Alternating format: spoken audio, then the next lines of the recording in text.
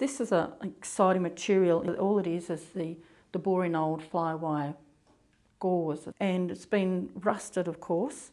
With the back part of this piece of work, it even has the beautiful edges of where a window frame once was attached to it. I think the beauty is that the gauze is where we have all these beautiful square holes, and so that quite attracts me, that it's this woven, I see the beautiful weave in this, the warps and the webs of things. So although I make many other different kinds of shapes to do with the traditional Aboriginal society, I quite like the bag because these were the kind of items that I'd once was looking to make, with plant material to weave. And then the other exciting thing is the pieces of mesh, particularly old pieces of mesh sheeting. And so they have all these different wonderful shapes in them. But this one has really nice, again, squares, but they're bigger squares. It's a finer wire than the gauze. But yeah, I think that makes a beautiful bag, that one. This is another nice piece of like mesh sheeting. And so to find a nice piece like that, again, I can imagine there's been a lovely effect of a finished product if I had woven that. I've actually tried to keep, not the edges not so perhaps boring, but trying to hold on to the nice rugged roughness of an edge. There's two different bowl shapes that gatherers would have used, but here I've actually made the oval shaped bowl, or as my mum's people would call it, a coolamon.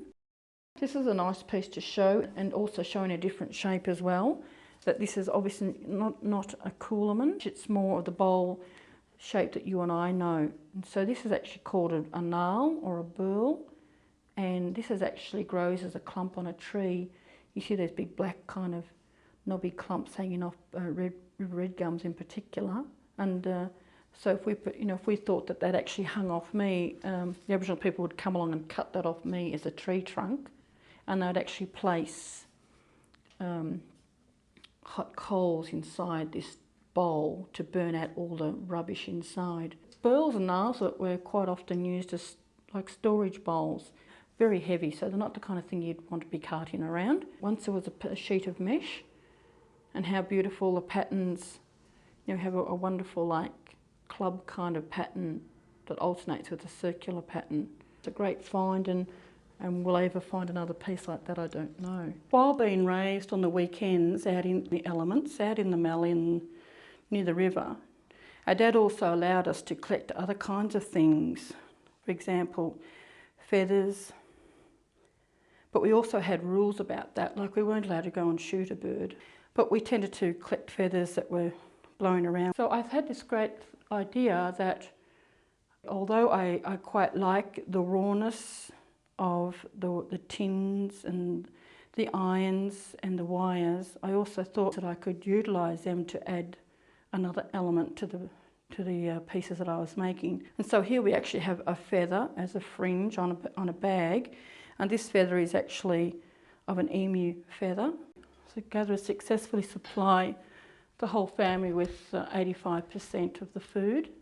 And so she's reliable because the things that she actually gathers are very much rooted into the ground. Like plants have roots, so they're stable. It's not like the men who are going hunting for kangaroos that may not even be there when they get there, and then they have to be able to get them. And so as a gatherer, she's acquired this wonderful knowledge, and by the time she's a young woman, she's quite skillful at what she does. So I'm looking for all sorts of different steel to represent the digging stick, because with that and with a woman's knowledge, she can actually dig the ground for food such as like yams or frogs. Many sticks are actually basically a stem of a plant. There's a plant. This is the root system down here on the top of the plant.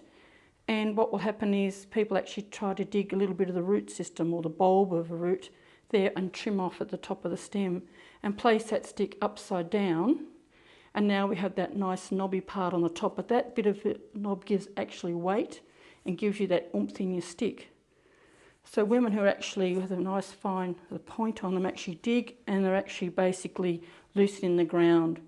So the ground is only loosened and it doesn't have the yam out yet. This wonderful shape of a coolamon or a bowl that gatherers used, this is a great shape to actually dig into the loosened ground and scoop it out and scoop it away. And then to carry her foods in, she actually has a bag, And so a string bag, a bag made of string of plant fibre, is very collapsible. That's the idea of a string bag, because there are baskets and there are bags. So baskets have more of a solid form. Something like this bag here I've made represents more of a basket, that it's not collapsible, that it's quite in its shape. It's restricted. So with those kind of tools and implements, the gatherer becomes quite a powerful part of a family. And then going back to camp, she has all these kind of storage containers that we talked about, the burls and the nulls. So these become these wonderful containers that are represented here in galvanised corrugated iron. These two here, these are the same kind of materials. This is from the bottom piece of a cocky's fence. It's quite open wire that people refer to as chook wire, but in fact it's actually rabbit-proof in a fence, so it's rabbit-proof wire. Where you can see the open holes quite clearly, where I've used this shape to show a burl or a null, which becomes a storage container. And I've also looked at things like the work that goes into a gatherer. So she becomes a sewer, a manufacturer of making needles, sewing cloaks and the like, and also lots of grinding goes on. Particularly like mum's people, again, this is the people grinding seeds. They're quite equipped with pieces like this, a grindstone. The bottom piece is stone, the slab matches the stone above, and then whatever is in between becomes ground. So these would, from mum's people, would actually be seeds from grasses. And then they also had quite big long slabs, as big as surfboards, that they called grind slabs, that they would actually also have another piece like a rolling pin, that they could actually go up and down, work up and down the board and grind lots of seeds at a very quick pace.